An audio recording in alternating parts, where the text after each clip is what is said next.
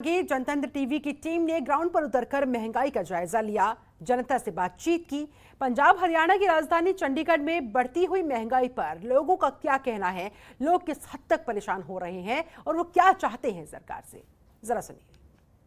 के लिहाजे से वीरवार का दिन जो है पूरे देशवासियों के लिए काफ़ी भारी पड़ने वाला है। आज से पूरे देश में जो है दूध के रेट 2 रुपये बढ़ गए हैं। वहीं अगर बैंकों की बात करें जाए तो वहाँ पर जो है शुल्क जो है वो भी बढ़ गए हैं। इसके अलावा अगर हम पेट्रोलियम और डीजल पदार्थों की बात करें तो वो भी लंबे समय से जो है वो बढ़ रहे हैं। इसके अलावा अगर हम आज गैस सिलेंडर की बात करें जाए तो करीबन जो है 25 रुपये जो एलपीजी सिलेंडर महंगा हो गया है। सर ये तो बहुत मुश्किल है। जैसे पहले ही कोरोना के कारण लोगों के पास पैसे नहीं है और ऊपर से महंगाई डे बाई डे बढ़ती जा रही है, तो इसलिए लोगों का गुजारा करना तो बहुत ही मुश्किल है और महंगाई तो आसमान को छू रही है। बढ़ती महंगाई क्या भाई, इतना मुश्किल हो रहा है। चीज़ सारा पेट्रोल इतना महंगा हो गया, गैस भी महंगी होगी। अब मैं डेरा बसी से साइकिल पे आने के लिए मजबूर हो रहा हूँ, क्या करें।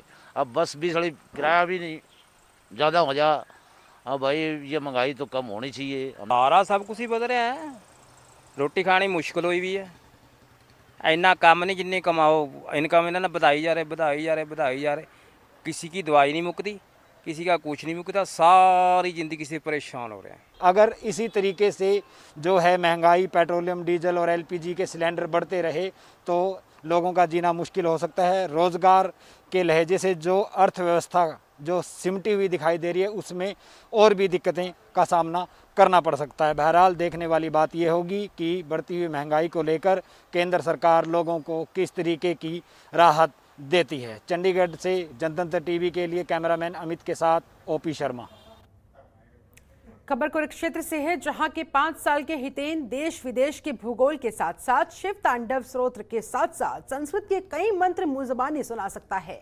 इसके अलावा महामृत्युंजय मंत्र, गणेश मंत्र, दुर्गा मंत्र, गुरु मंत्र, सरस्वती मंत्र के साथ साथ कुछ गीता के श्लोक भी उसे मुंह ज़बानी याद है।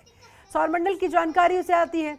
महाद्वीप, महासागर, भारत की राजधानियों, हरियाणा की भौगोलिक स्थिति वाले भी हितेन को सारे सवाल, उनके जवाब मुंह ज़बानी आते हैं। बता दें, हितेन के पिता पंकज कौशिक एक स्कूल में गेस्ट टीचर है, जबकि उसकी माता प्रीति गृहिणी है, जिनका कहना है कि हितेन बचपन से ही मेधावी है। उसे जो भी स्मरण कराओ वो भूलता ही नहीं और उसके पिता उसे तलाशने में लगे रहते हैं। हितेन का नाम जल्द ही इंडिया बुक ऑफ रिकॉर्ड्स में भी दर्ज हो सकता है।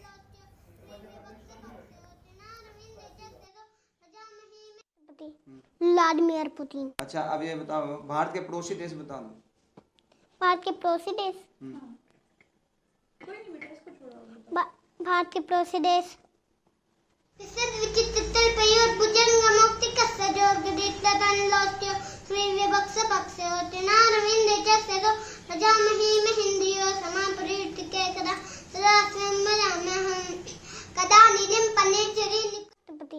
व्लादिमीर। वहीं हरियाणा के कुरुक्षेत्र से सांसद नायब सैनी यमुना पार के जगाधरी वर्कशॉप एरिया पहुंचे, जहां उन्होंने इस इलाके में हाल ही में बने ओवरब्रिज का निरीक्षण किया। इस इलाके के लोगों को ओवरब्रिज बनने के चलते इलाके में इन लोगों की मांग रही है कि यहां पर फुट ओवरब्रिज बनाया जाना चाहिए। जहां सांसद ने रेलवे अधिकारियों को इस संबंध में संभावनाएं तलाशने के आदेश जारी किए, जिस पर रेलवे अधिकारी मौके पर पहुंचे। जहां इस दौरान सांसद नायब सैनी ने कहा, रेलवे अधिकारी उस इलाके की फिजिकल रिपोर्ट तैयार करेंगे। कोशिश होगी इस इलाके में फुट ओवर ब्रिज का निर्माण हो, क्योंकि ये इलाका जगाधारी सहित कई इलाकों को आपस में मिलाने का काम करता है।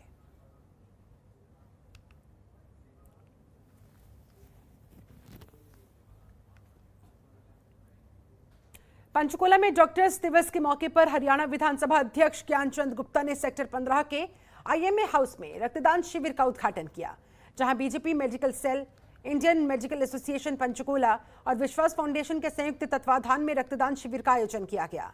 जहां इस शिविर में ज्ञानचंद गुप्ता ने रक्तदाताओं से मुलाकात की, उनका मनोबल बढ़ाया, उन्हें सर्टिफिकेट देकर सम्मानित किया। रक्तदान शिविर में सेक्टर 6 सिविल अस्पताल की डॉक्टर्स की टीम ने 50 यूनिट रक्त इकट्ठा किया। इस दौरान विधानसभा अध्यक्ष ज्ञानचंद गुप्ता कहते दिखे कि कोरोना काल में डॉक्टर्स ने दिन रात एक करके लोगों की जान बचाने का काम किया, जो कि सराहनीय काम है और गर्व की बात है।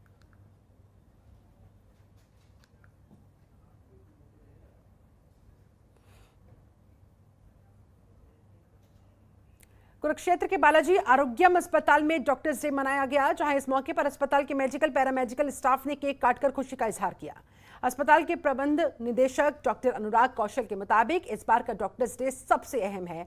ऐसा इसलिए क्योंकि डॉक्टर्स ने सबसे बड़ी त्रासदी कोरोना को मात देकर लोगों की जान बचाने का काम किया। इसके लिए मेडिकल में पैरामेडिकल स्टाफ ने हालातों को संभालने के लिए सबसे अधिक सराहनीय काम किया है।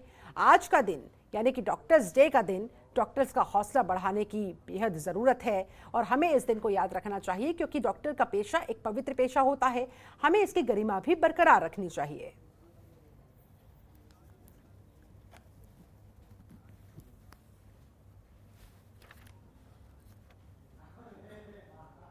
वहीं पंजाब में लग रहे बिजली कट्स को लेकर शिरोमणि अकाली दल ने सरकार के खिलाफ 2 जुलाई को प्रदर्शन करने का फैसला किया।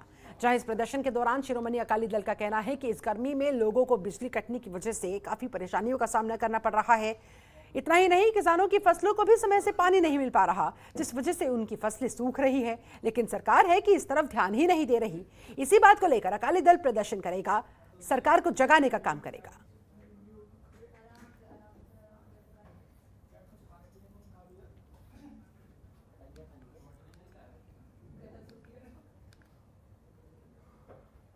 वहीं हरियाणा की मनोहर लाल की सरकार ने बड़ा आदेश जारी किया, जहां सरकार ने यह आदेश दिया है कि कोई भी जीसी बिना सरकार की इजाजत के जिले से बाहर नहीं जा सकता। जिला छोड़ने से पहले जीसी को सरकार की अनुमति लेनी होगी, इसके बाद ही जीसी जिले से बाहर जा सकते हैं।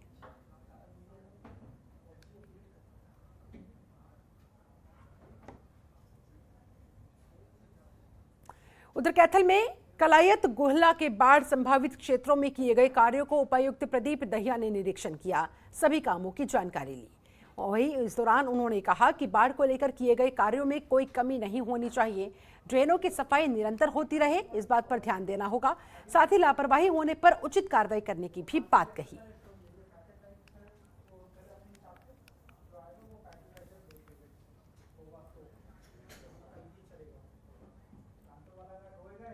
उधर करनाल की मधुबन पुलिस एकेडमी में 280 नए कांस्टेबल की ट्रेनिंग पूरी हुई, जिसमें नए 61 महिला कांस्टेबल, 219 पुरुष कांस्टेबल है।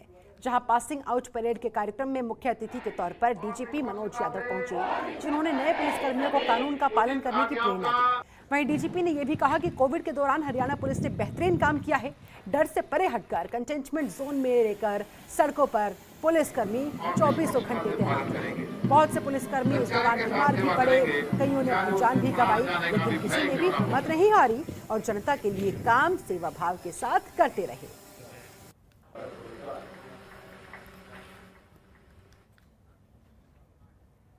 उधर कुरुक्षेत्र के शाहबाद में अमरनाथ यात्रा बहाल होने पर अमरनाथ बर्फानी सेवा मंडल की ओर से लोग सड़कों पर उतरे। एसडीएम कपिल शर्मा को ज्ञापन सौंपा। एसडीएम कपिल शर्मा ने कहा कि केंद्र सरकार तक ज्ञापन को भेज दिया जाएगा।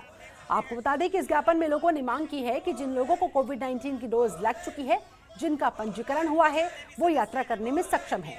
इसलिए सरकार को ऐसे लोगों के लिए अमरनाथ की यात्रा शुरू करवा देनी चाहिए।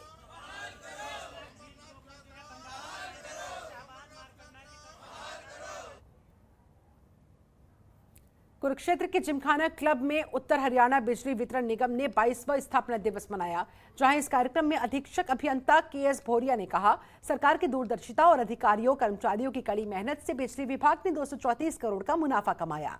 उन्होंने कहा, विभाग की ओर से जो ऑनलाइन सुविधाएं दी जाती है, उससे लोगों को दफ्तरों में मशक्कत नहीं करनी पड़ती। बिजली की शिकायत से लेकर बिजली के कनेक्शन तक सब कुछ एक क्लिक से हो जाता है, जिससे लोगों को अपनी परेशानियों को दूर कराने के लिए चक्कर नहीं लगाने पड़ते, काम भी समय पर पूरा हो जाता है।